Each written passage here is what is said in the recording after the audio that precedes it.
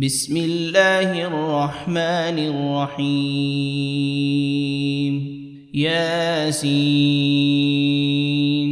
والقرآن الحكيم إنك لمن المرسلين على صراط مستقيم تنزيل العزيز الرحيم لتنذر قوما ما أنذر آباؤهم فهم غافلون لقد حق القول على أكثرهم فهم لا يؤمنون إنا جعلنا في أعناقهم أغلالا فهي إلى الأذقان فهم مقمحون وجعلنا من بين أيديهم سدا ومن خلفهم سدا فأغشيناهم فهم لا يبصرون وسواء عليهم أأنذرتهم أم لم تنذرهم لا يؤمنون إنما تنذر من اتبع الذكر وخشي الرحمن بالغيب فبشره بمغفرة وأجر كريم إنا نحن نحيي الموتى ونكتب ما قدموا وآثارهم وكل شيء أحصيناه في إمام مبين واضرب لهم مثلا أصحاب القرية إذ جاءها المرسلون إذ أرسلنا إليهم 2 فكذبوهما فعززنا بثالث فقالوا إنا إليكم مرسلون قالوا ما أنتم إلا بشر مثلنا وما أنزل الرحمن من شيء إن أنتم إلا تكذبون قالوا ربنا يعلم إنا إليكم لمرسلون وما علينا إلا البلاغ المبين قالوا إنا تطيرنا بكم لئن لم تنتهوا لنرجمنكم وليمسنكم منا عذاب أليم قالوا طائركم معكم أئن ذكرتم بل أنتم قوم مسرفون وجاء من أقصى المدينة رجل يسعى قال يا قوم اتبعوا المرسلين اتبعوا من لا يسألكم أجرا وهم مهتدون وما لي لا أعبد الذي فطرني وإليه ترجعون أأتخذ من دونه آلهة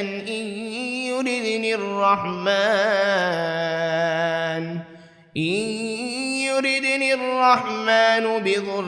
لا تغن عني شفاعتهم شيئا ولا ينقذون إني إذا لفي ضلال مبين إني آمنت بربكم فاسمعون قيل ادخل الجنة الجنة قال يا ليت قومي يعلمون بما غفر لي ربي وجعلني من المكرمين وما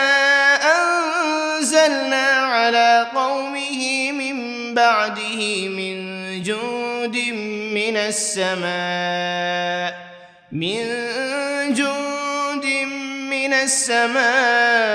وما كنا منزلين إن كانت إلا صيحة واحدة فإذا هم خامدون يا حسرة على العباد ما يأتيهم من رسول إلا كانوا به يستهزئون ألم يروا كم أهلكنا قبلهم من القرون أنهم إليهم لا يرجعون وإن كل لما جميع لدينا محضرون وآية لهم الأرض الميتة أحييناها وأخرجنا منها حبا فمنه يأكلون وجعلنا فيها جنات من نخيل وأعناب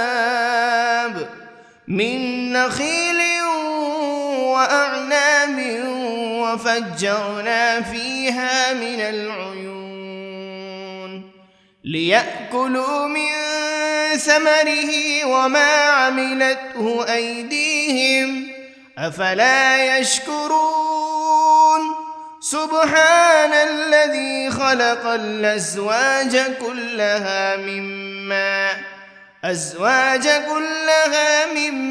تنبت الأرض ومن أنفسهم ومما لا يعلمون وآية لهم الليل نسلخ منه النهار فإذا هم مظلمون والشمس تجري لمستقر لها ذلك تقدير العزيز العليم والقمر قدرناه منازل حتى عاد كالعرجون القديم لا الشمس ينبغي لها أن تدرك القمر ولا الليل سابق النهار وكل في فلك يسبحون وآية لهم أنا حملنا ذريتهم في الفلك المشحون وخلقنا لهم من مثله ما يركبون وإن نشأ نغرقهم فلا صريخ لهم ولا هم ينقذون إلا رحمة منا ومتاعا إلى حين وإذا قيل لهم اتقوا ما بين أيديكم وما خلفكم لعلكم ترحمون وما تأتيهم من آية من آيات ربهم إلا كانوا عنها معرضين وإذا قيل لهم أنفقوا مما رزقكم الله قال الذين كفروا للذين آمنوا أنطعم من لو يشاء الله أطعمه إن أنتم إلا في ضلال مبين ويقولون متى هذا الوعد إن كنتم صادقين ما ينظرون إلا صيحة واحدة تأخذهم وهم يخصمون فلا يستطيعون توصية ولا إلى أهلهم يرجعون ونفخ بالصور فإذا هم من الأجداث إلى ربهم ينسلون قالوا يا ويلنا من بعثنا من مرقدنا هذا ما وعد الرحمن وصدق المرسلون إن كانت إلا صيحة واحدة فإذا هم جميع لدينا محضرون فاليوم لا تظلم نفس شيئا ولا تجزون إلا ما كنتم تعملون إن أصحاب الجنة اليوم في شغل فاكهون هم وأزواجهم في ظلال على الأرائك متكئون لهم فيها فاكهة ولهم ما يدعون سلام قولا من رب رحيم وامتازوا اليوم أيها المجرمون ألم عهد إليكم يا بني آدم ألا تعبدوا الشيطان إنه لكم عدو مبين وأن اعبدوني هذا صراط مستقيم ولقد أضل منكم جبلا كثيرا أفلم تكونوا تعقلون هذه جهنم التي كنتم توعدون اصلوها اليوم بما كنتم تكفرون اليوم نختم على أفواههم وتكلمنا أيديهم وتشهد أرجلهم بما كانوا يكسبون ولو نشاء لطمسنا على أعينهم فاستبقوا الصراط فأنى يبصرون ولو نشاء لمسخناهم على مكانتهم فما استطاعوا مضيا ولا يرجعون ومن نعمره ننكسه في الخلق أفلا يعقلون وما علمناه الشعر وما ينبغي له إن هو إلا ذكر وقرآن مبين لينذر من كان حيا ويحق القول على الكافرين أولم يروا أنا خلقنا لهم مما عملت أيدينا أنعاما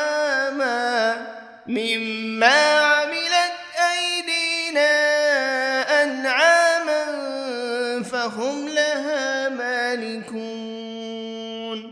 وذللناها لهم فمنها ركوبهم ومنها يأكلون ولهم فيها منافع ومشارب أفلا يشكرون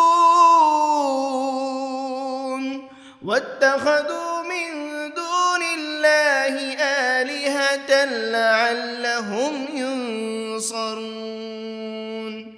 لا يستطيعون نصرهم وهم لهم جند محضرون فلا يحزنك قولهم إنا نعلم ما يسرون وما يعلنون أولم ير الإنسان أنا خلقناه من نطفة فإذا هو خصيم مبين وضرب لنا مثلا ونسي خلقه قال من يحيي العظام وهي رميم قل يحييها الذي أنشأها أول مرة وهو بكل خلق عليم الذي جعل لكم من الشجر الأخضر نارا فإذا أنتم منه توقدون أوليس الذي خلق السماوات والأرض بقادر على أن يخلق مثلهم بلى وهو الخلاق العليم إنما أمره إذا أراد شيئا أن يقول له كن فيكون فسبحان الذي بيده ملكوت كل شيء وإليه ترجعون بسم الله الرحمن الرحيم الرحمن علم القرآن خلق الإنسان علمه البيان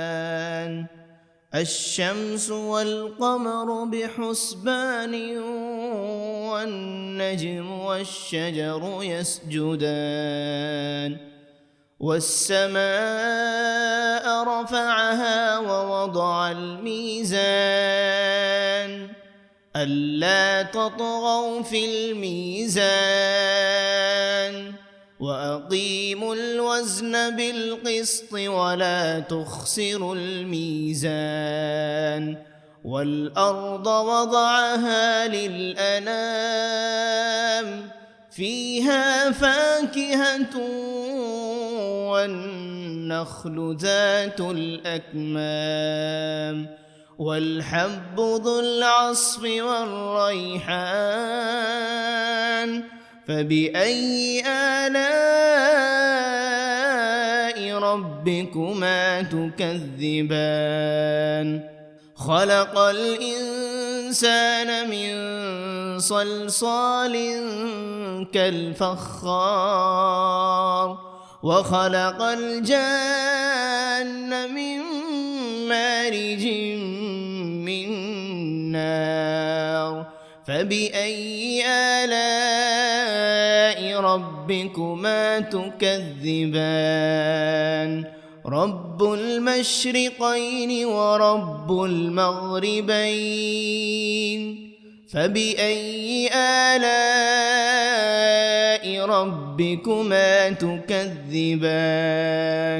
مرج البحرين يلتقيان بينهما برزخ لا يبغيان فبأي آلاء ربكما تكذبان يخرج منهما اللؤلؤ والمرجان فبأي آلاء ربكما تكذبان وله الجوار المنشآت في البحر كالأعلام فبأي آلاء ربكما تكذبان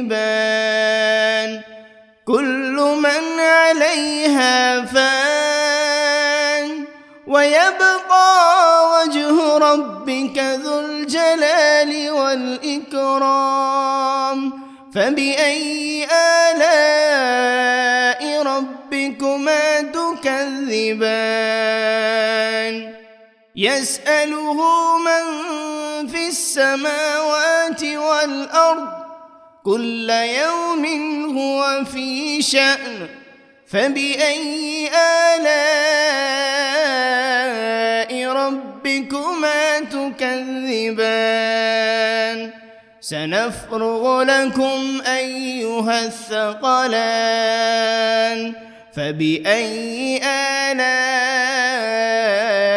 ربكما تكذبان يا معشر الجن والإنس إن استطعتم أن تنفذوا من أقطار السماوات والأرض فانفذوا لا تنفذون إلا بسلطان فبأي آلاء ربكما تكذبان يرسل عليكما شواذ من نار ولا تنتصران فبأي آلاء ربكما تكذبان فإذا انشقت السماء فكانت وردة كالدهان فبأي آلاء ربكما تكذبان فيومئذ لا يسأل عن ذنبه إنس ولا جان فبأي آلاء ربكما تكذبان يعرف المجرمون بسيماهم فيؤخذ بالنواصي والأقدام فبأي آلاء ربكما تكذبان هذه جهنم التي يكذب بها المجرمون يطوفون بينها وبين حميم آن فبأي آلاء ربكما تكذبان ولمن خاف مقام ربه جنتان فبأي آلاء ربكما تكذبان ذواتا أفنان فبأي آلاء ربكما تكذبان فيهما عينان تجريان فبأي آلاء ربكما تكذبان فيهما من كل فاكهة زوجان فبأي آلاء ربكما تكذبان متكئين على فرش بطائنها من استبرق وجنى الجنتين دان فبأي آلاء ربكما تكذبان فيهن قاصرات الطرف لم يطمثهن إنس قبلهم ولا جان فبأي آلاء ربكما تكذبان كأنهن الياقوت والمرجان فبأي آلاء ربكما تكذبان هل جزاء الإحسان إلا الإحسان فبأي آلاء ربكما تكذبان ومن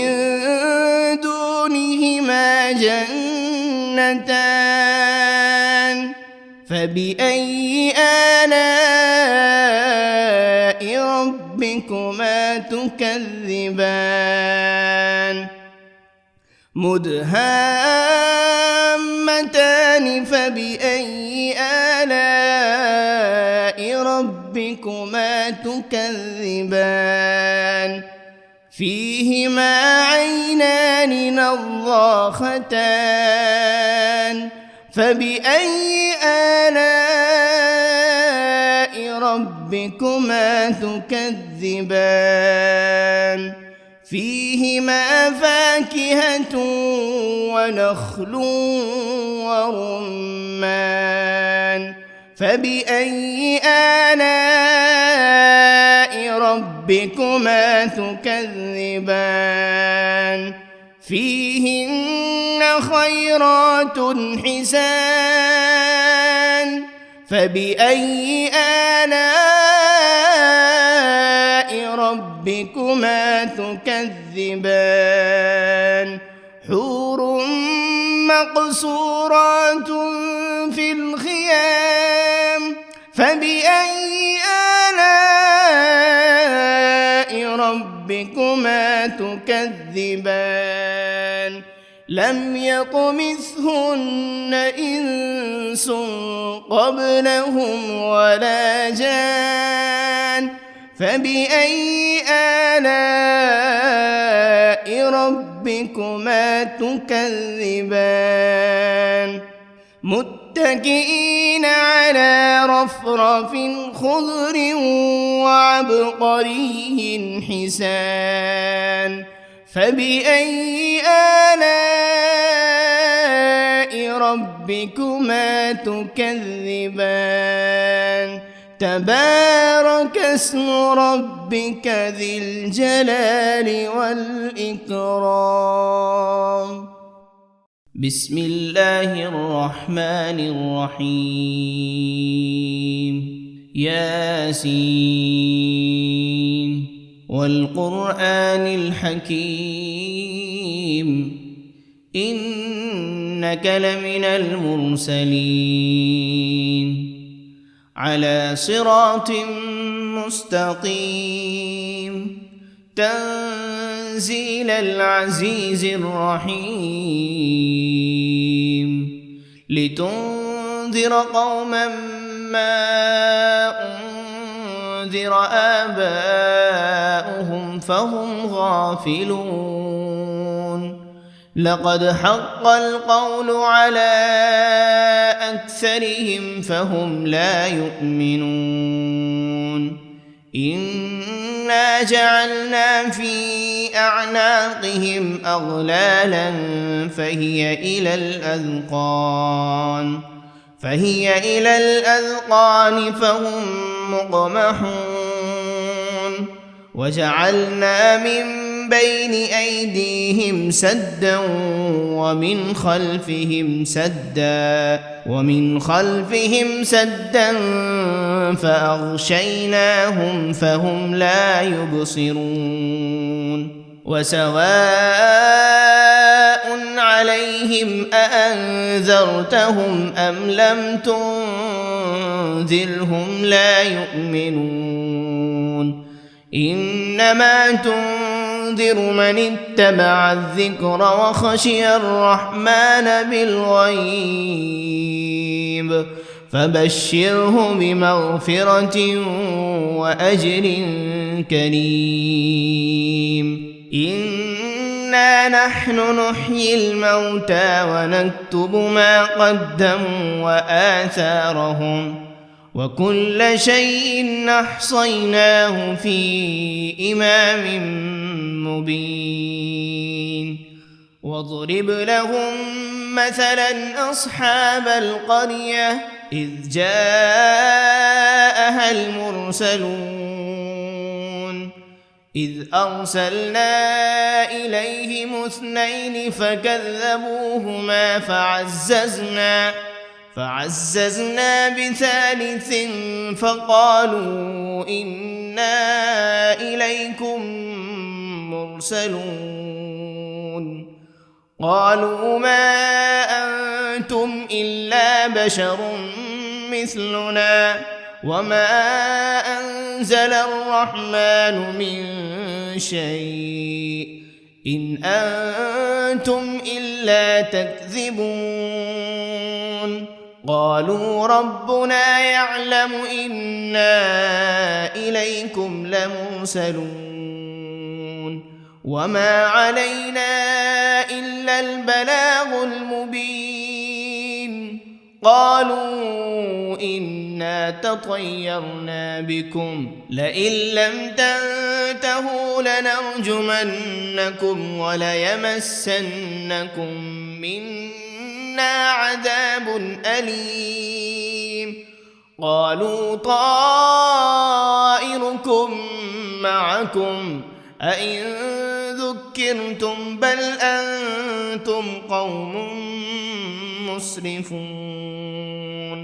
وجاء من أقصى المدينة رجل يسعى قال يا قوم اتبعوا المرسلين اتبعوا من لا يسألكم أجرا وهم مهتدون وما لي لا أعبد الذي فطرني وإليه ترجعون أأتخذ من دونه آلهة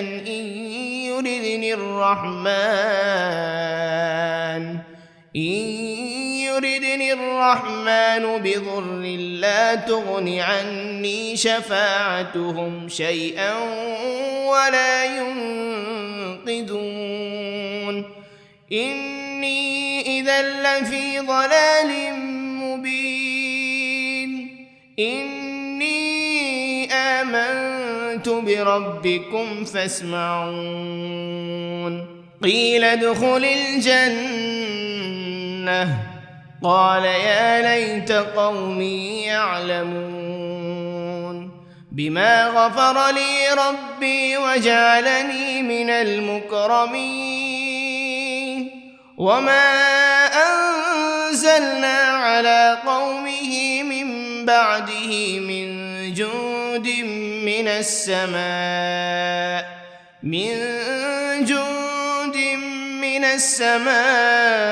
وما كنا منزلين إن كانت إلا صيحة واحدة فإذا هم خامدون يا حسرة على العباد ما يأتيهم من رسول إلا كانوا به يستهزئون ألم يروا كم أهلكنا قبلهم من القرون أنهم إليهم لا يرجعون وإن كل لما جميع لدينا محضرون وآية لهم الأرض الميتة أحييناها وأخرجنا منها حبا فمنه يأكلون وجعلنا فيها جنات من نخيل وأعناب من نخيل وأعناب وفجرنا فيها من العيون ليأكلوا من ثمره وما عملته أيديهم أفلا يشكرون سبحان الذي خلق الأزواج كلها مما تنبت الأرض ومن أنفسهم ومما لا يعلمون وآية لهم الليل نسلخ منه النهار فإذا هم مظلمون والشمس تجري لمستقر لها ذلك تقدير العزيز العليم والقمر قدرناه منازل حتى عاد كالعرجون القديم لا الشمس ينبغي لها أن تدرك القمر ولا الليل سابق النهار وكل في فلك يسبحون وآية لهم أنا حملنا ذريتهم في الفلك المشحون وخلقنا لهم من مثله ما يركبون وإن نشأ نغرقهم فلا صريخ لهم ولا هم ينقذون إلا رحمة منا ومتاعا إلى حين وإذا قيل لهم اتقوا ما بين أيديكم وما خلفكم لعلكم ترحمون وما تأتيهم من آية من آيات ربهم إلا كانوا عنها معرضين وإذا قيل لهم أنفقوا مما رزقكم الله قال الذين كفروا للذين آمنوا أنطعم من لو يشاء الله أطعمه إن أنتم إلا في ضلال مبين ويقولون متى هذا الوعد إن كنتم صادقين ما ينظرون إلا صيحة واحدة تأخذهم وهم يخصمون فلا يستطيعون توصية ولا إلى أهلهم يرجعون ونفخ بالصور فإذا هم من الأجداث إلى ربهم ينسلون قالوا يا ويلنا من بعثنا من مرقدنا هذا ما وعد الرحمن وصدق المرسلون إن كانت إلا صيحة واحدة فإذا هم جميع لدينا محضرون فاليوم لا تظلم نفس شيئا ولا تجزون إلا ما كنتم تعملون إن أصحاب الجنة اليوم في شغل فاكهون هم وأزواجهم في ظلال على الأرائك متكئون لهم فيها فاكهة ولهم ما يدعون سلام رب رحيم وامتازوا اليوم أيها المجرمون ألم عهد إليكم يا بني آدم ألا تعبدوا الشيطان إنه لكم عدو مبين وأن اعبدوني هذا صراط مستقيم ولقد أضل منكم جبلا كثيرا أفلم تكونوا تعقلون هذه جهنم التي كنتم توعدون اصلوها اليوم بما كنتم تكفرون اليوم نختم على أفواههم وتكلمنا أيديهم وتشهد أرجلهم بما كانوا يكسبون ولو نشاء لطمسنا على أعينهم فاستبقوا الصراط فأنى يبصرون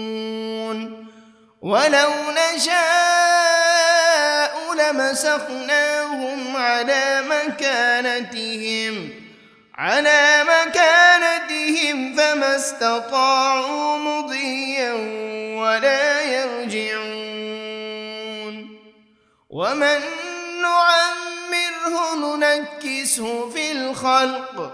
أفلا يعقلون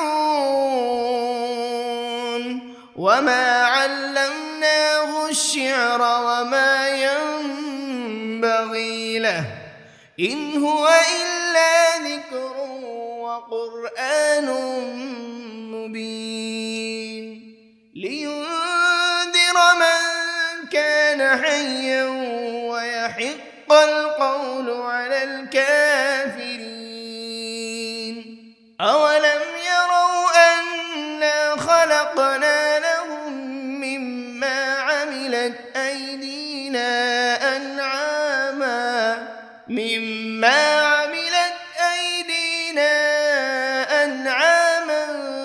فهم لها مالكون وذللناها لهم فمنها ركوبهم ومنها يأكلون ولهم فيها منافع ومشارب أفلا يشكرون واتخذوا من دون الله آلهة لعلهم ينصرون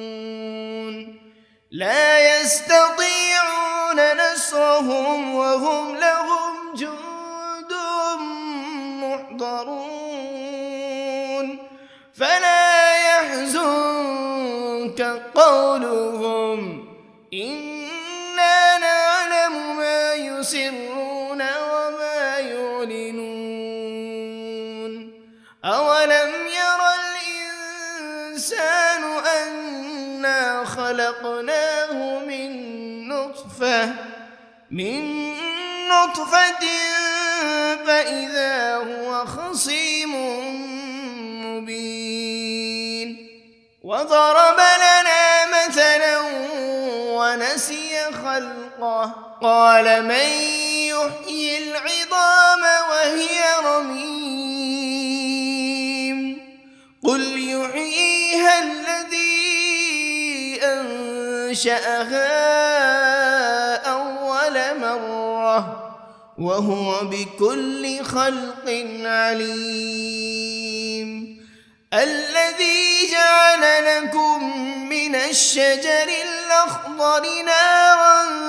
فإذا أنتم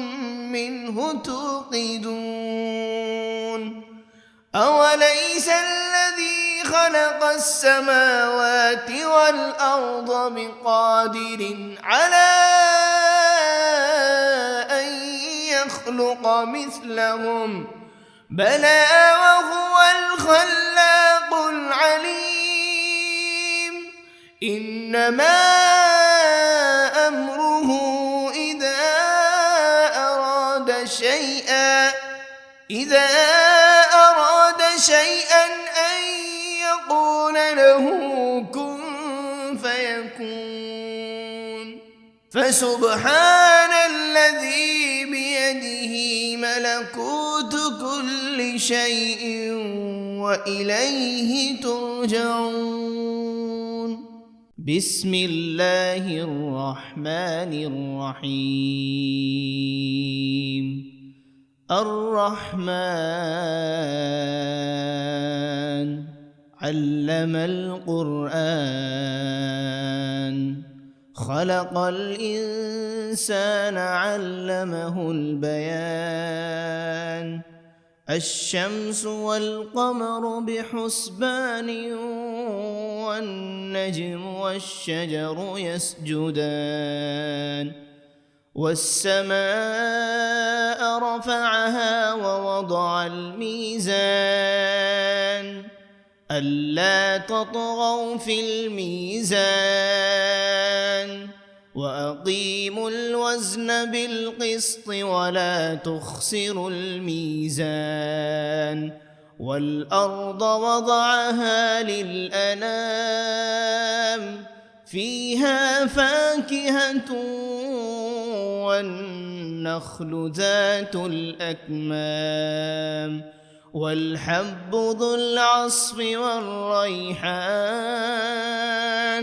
فبأي آلاء ربكما تكذبان خلق الإنسان من صلصال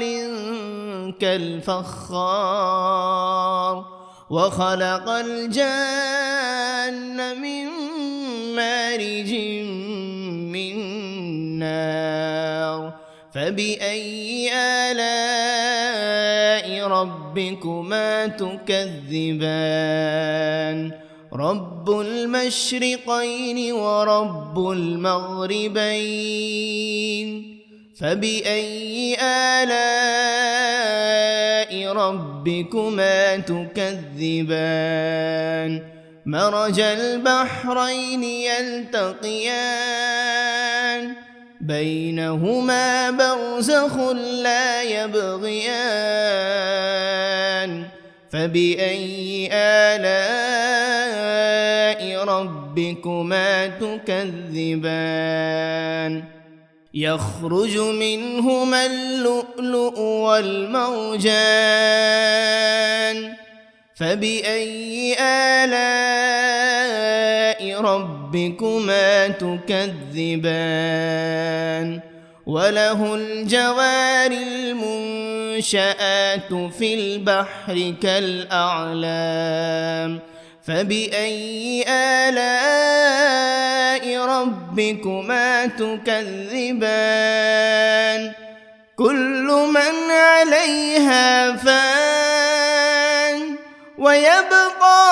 وجه ربك ذو الجلال والإكرام فبأي آلاء ربكما تكذبان يسأله من في السماوات والأرض كل يوم هو في شأن فبأي آلاء ربكما تكذبان سنفرغ لكم أيها الثقلان فبأي آلاء ربكما تكذبان يا معشر الجن والإنس إن استطعتم أن تنفذوا من أقطار السماوات والأرض فانفذوا لا تنفذون إلا بسلطان فبأي آلاء ربكما تكذبان يرسل عليكما شواذ من نار ولا تنتصران فبأي آلاء ربكما تكذبان فإذا انشقت السماء فكانت وردة كالدهان فبأي آلاء ربكما تكذبان فيومئذ لا يسأل عن ذنبه إنس ولا جان فبأي آلاء ربكما تكذبان يعرف المجرمون بسيماهم فيؤخذ بالنواصي والأقدام فبأي آلاء ربكما تكذبان هذه جهنم التي يكذب بها المجرمون يطوفون بينها وبين حميم آن فبأي آلاء ربكما تكذبان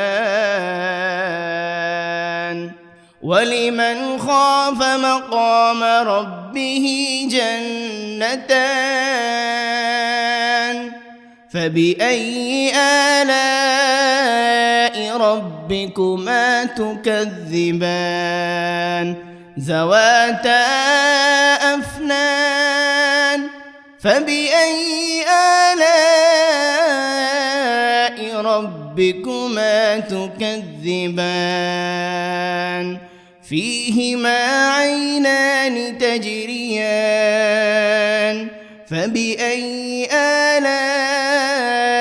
ربكما تكذبان فيهما من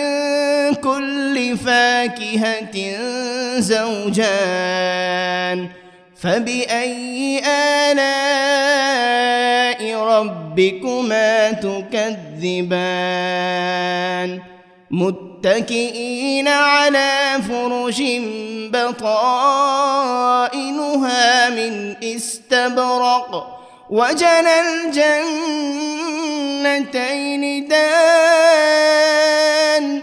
فبأي آلاء ربكما تكذبان فيهن قاصرات الطرف لم يطمثهن إنس قبلهم ولا جان فبأي آلاء ربكما تكذبان كأنهن الياقوت والمرجان فبأي آلاء ربكما تكذبان هل جزاء الإحسان إلا الإحسان فبأي آلاء ربكما تكذبان ومن دونهما جنتان فبأي آلاء ربكما تكذبان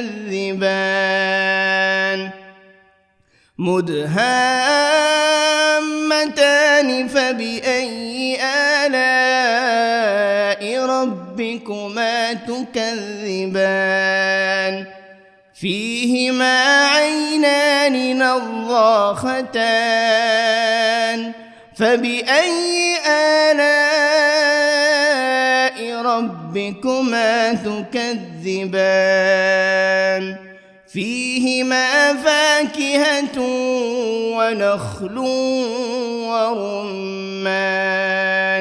فبأي آلاء ربكما تكذبان فيهن خيرات حسان فبأي آلاء ربكما تكذبان حور مقصورات في الخيام فبأي آلاء ربكما تكذبان لم يطمثهن إنس قبلهم ولا جان فبأي آلاء ربكما تكذبان متكئين على رفرف خضر وعبقري حسان فبأي آلاء ربكما تكذبان تبارك اسم ربك ذي الجلال والإكرام بسم الله الرحمن الرحيم ياسين والقرآن الحكيم إنك لمن المرسلين على صراط مستقيم تنزيل العزيز الرحيم لتنذر قوما ما أنذر آباؤهم فهم غافلون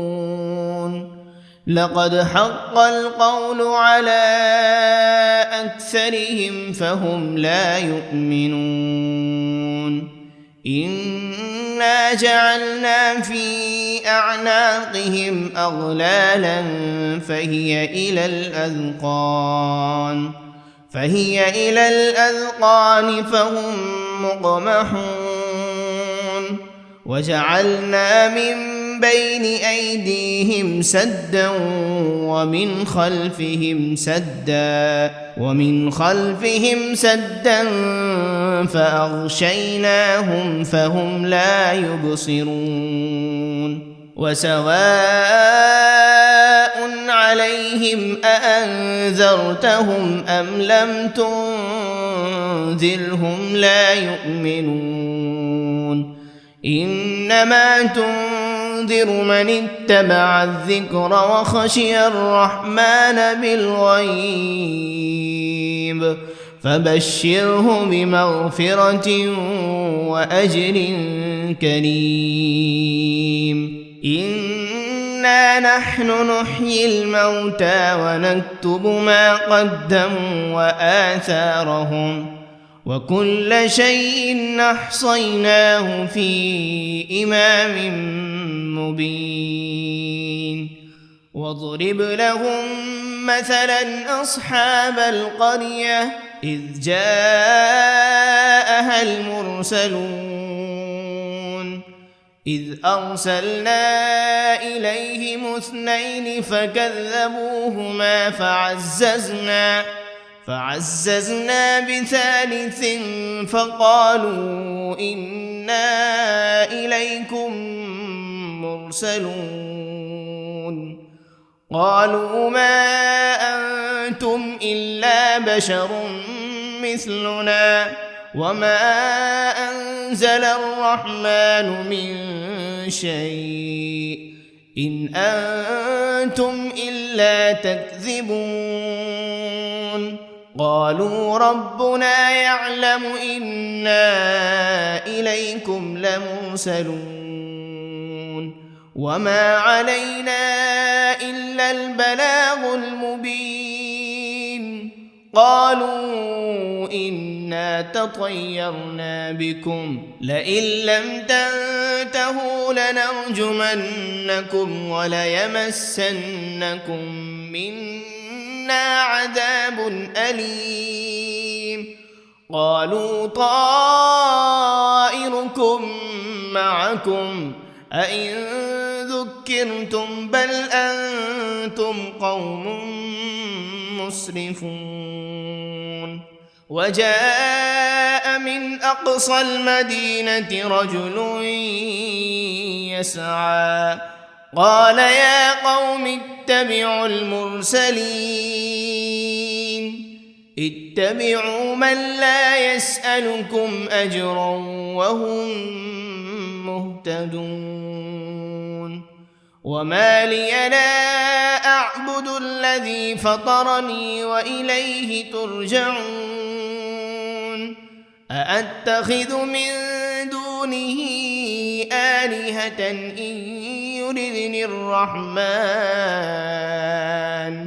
إن يردني الرحمن بضر لا تغن عني شفاعتهم شيئا ولا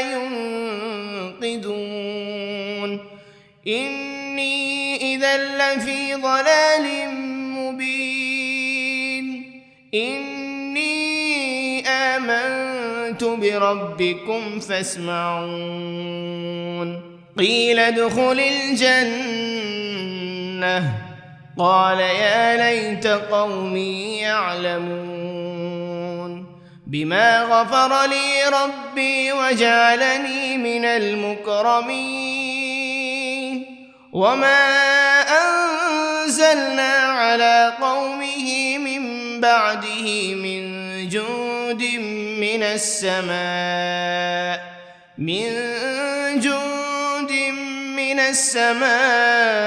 وما كنا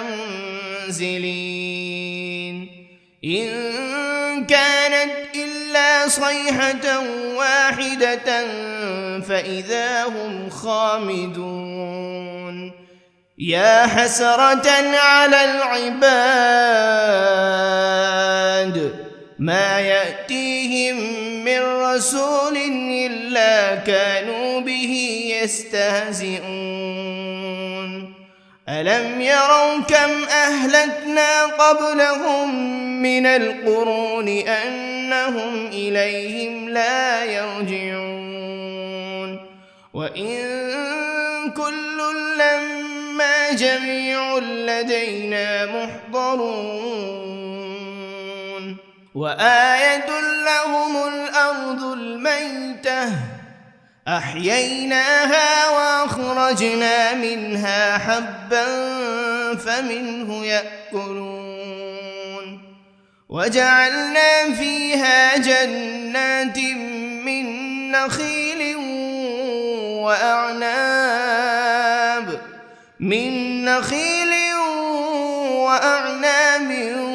وفجرنا فيها من العيون ليأكلوا من ثمره وما عملته أيديهم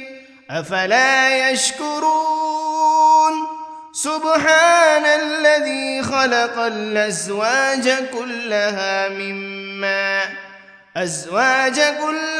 مما تنبت الأرض ومن أنفسهم ومما لا يعلمون وآية لهم الليل نسلخ منه النهار فإذا هم مظلمون والشمس تجري لمستقر لها ذلك تقدير العزيز العليم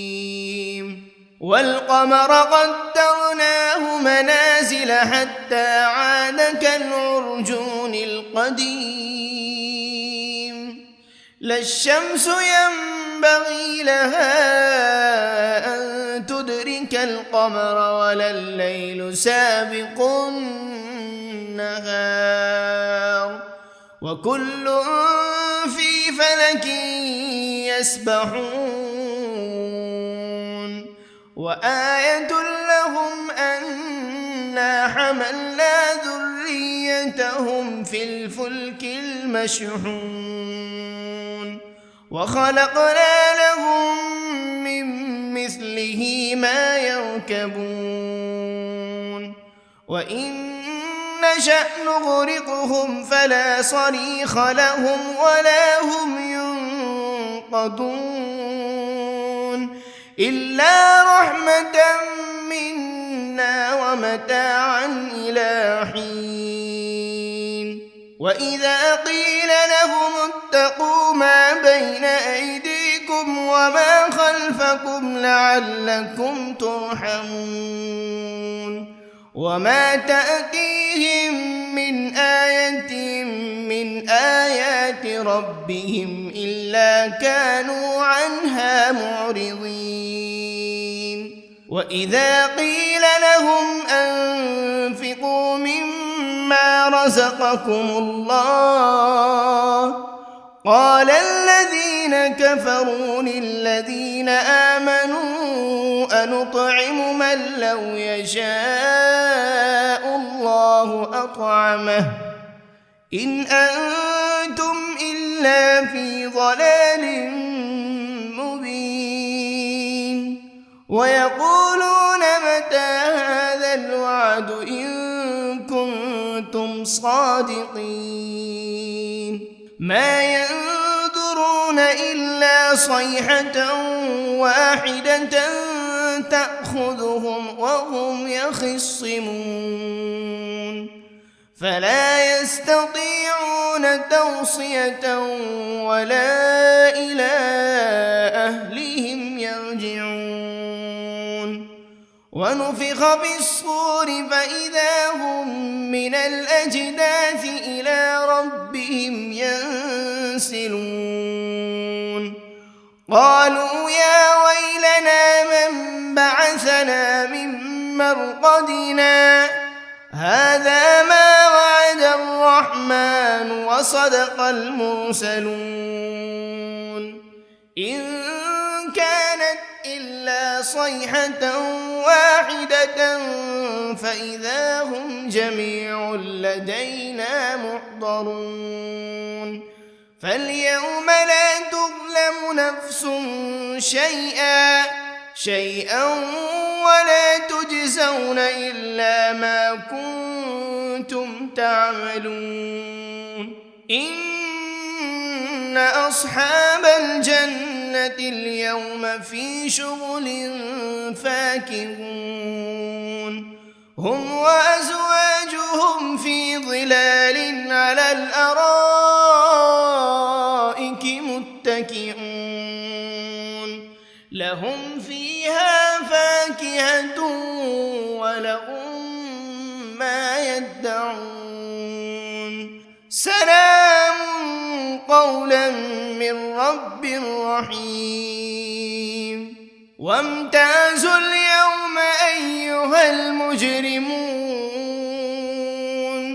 ألم عهد إليكم يا بني آدم ألا تعبدوا الشيطان إنه لكم عدو مبين وأن اعبدوني هذا صراط مستقيم ولقد أضل منكم جبلا كثيرا أفلم تكونوا تعقلون هذه جهنم التي كنتم توعدون اصلوها اليوم بما كنتم تكفرون اليوم نختم على أفواههم وتكلمنا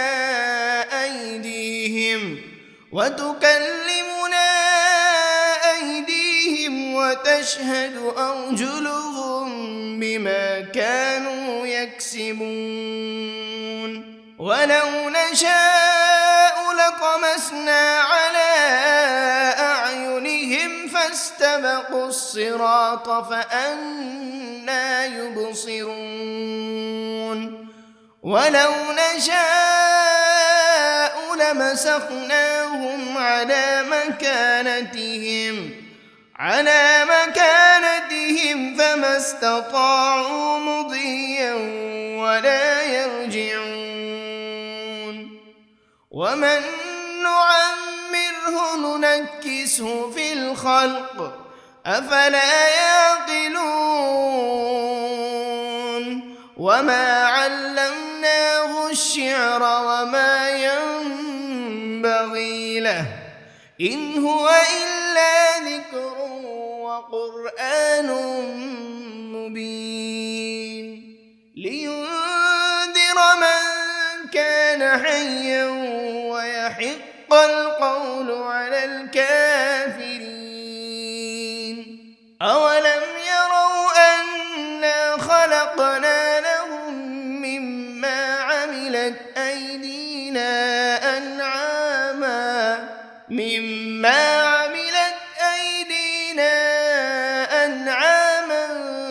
فهم لها مالكون وذللناها لهم فمنها ركوبهم ومنها يأكلون ولهم فيها منافع ومشارب أفلا يشكرون واتخذوا من دون الله آلهة لعلهم ينصرون لا يستطيعون نصرهم وهم لهم جند محضرون فلا يحزنك قولهم إنا نعلم ما يسرون وما يعلنون أولم ير الإنسان أنا خلقناه من نطفة فإذا هو خصيم مبين وضرب لنا مثلا ونسي خلقه قال من يحيي العظام وهي رميم قل يحييها الذي أنشأها أول مرة وهو بكل خلق عليم الذي جعل لكم من الشجر الأخضر نارا فإذا أنتم منه توقدون أوليس الذي خلق السماوات والأرض بقادر على أن يخلق مثلهم بلى وهو الخلاق العليم إنما أمره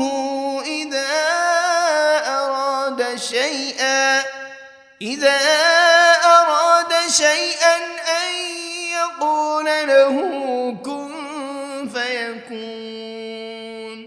فسبحان الذي بيده ملكوت كل شيء وإليه ترجعون بسم الله الرحمن الرحيم الرحمن علم القرآن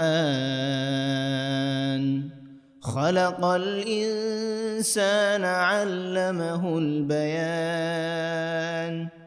الشمس والقمر بحسبان والنجم والشجر يسجدان والسماء رفعها ووضع الميزان ألا تطغوا في الميزان وأقيموا الوزن بالقسط ولا تخسروا الميزان والأرض وضعها للأنام فيها فاكهة والنخل ذات الأكمام والحب ذو العصف والريحان فبأي آلاء ربكما تكذبان خلق الإنسان من صلصال كالفخار وخلق الجان من مارج من نار فبأي آلاء ربكما تكذبان رب المشرقين ورب المغربين فبأي آلاء ربكما تكذبان مرج البحرين يلتقيان بينهما برزخ لا يبغيان فبأي آلاء ربكما تكذبان يخرج منهما اللؤلؤ والمرجان فبأي آلاء ربكما تكذبان وله الجوار المنشآت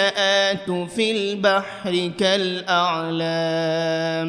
فبأي آلاء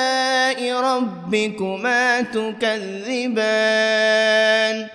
كل من عليها فان ويبقى وجه ربك ذو الجلال والإكرام فبأي آلاء ربكما تكذبان يسأله من في السماوات والأرض كل يوم هو في شأن فبأي آلاء ربكما تكذبان سنفرغ لكم أيها الثقلان فبأي آلاء ربكما تكذبان يا معشر الجن والإنس إن استطعتم أن تنفذوا من أقطار السماوات والأرض فانفذوا لا تنفذون إلا بسلطان فبأي آلاء ربكما تكذبان يرسل عليكما شواذ من نار ولا تنتصران فبأي آلاء ربكما تكذبان فإذا انشقت السماء فكانت وردة كالدهان فبأي آلاء ربكما تكذبان فيومئذ لا يسأل عن ذنبه إنس ولا جان فبأي آلاء ربكما تكذبان يعرف المجرمون بسيماهم فيؤخذ بالنواصي والأقدام فبأي آلاء ربكما تكذبان هذه جهنم التي يكذب بها المجرمون يطوفون بينها وبين حميم آن فبأي آلاء ربكما تكذبان ولمن خاف مقام ربه جنتان فبأي آلاء ربكما تكذبان ذواتا أفنان فبأي آلاء ربكما تكذبان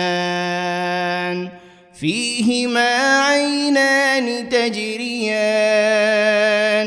فبأي آلاء ربكما تكذبان فيهما من كل فاكهة زوجان فبأي آلاء ربكما تكذبان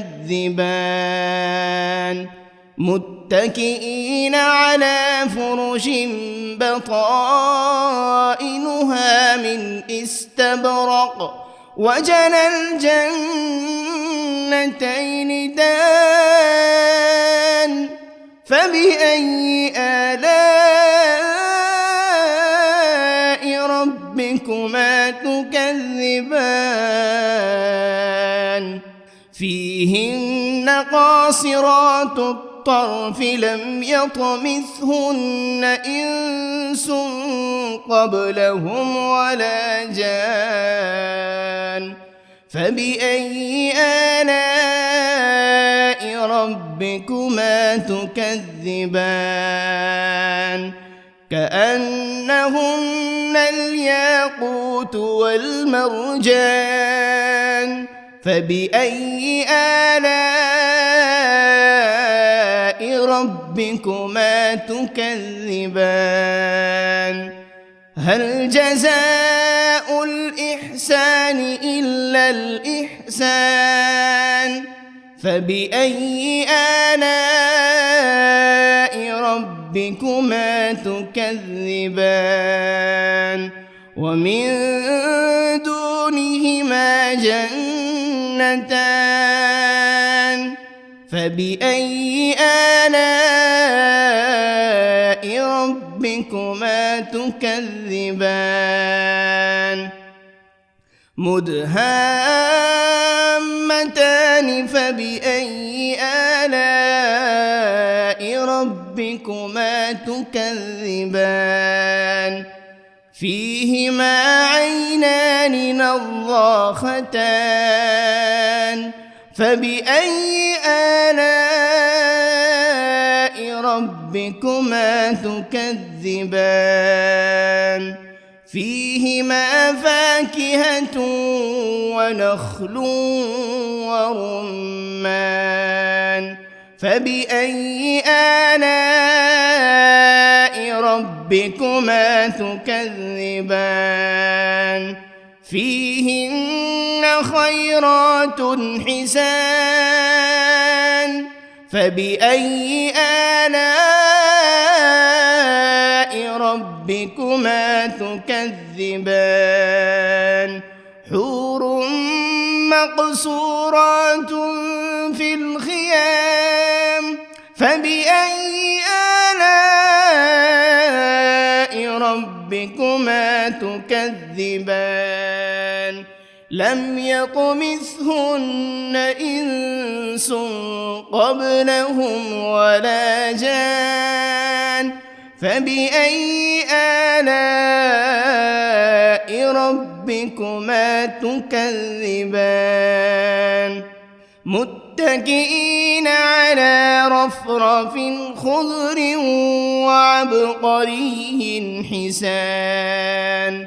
فبأي آلاء ربكما تكذبان تبارك اسم ربك ذي الجلال والإكرام.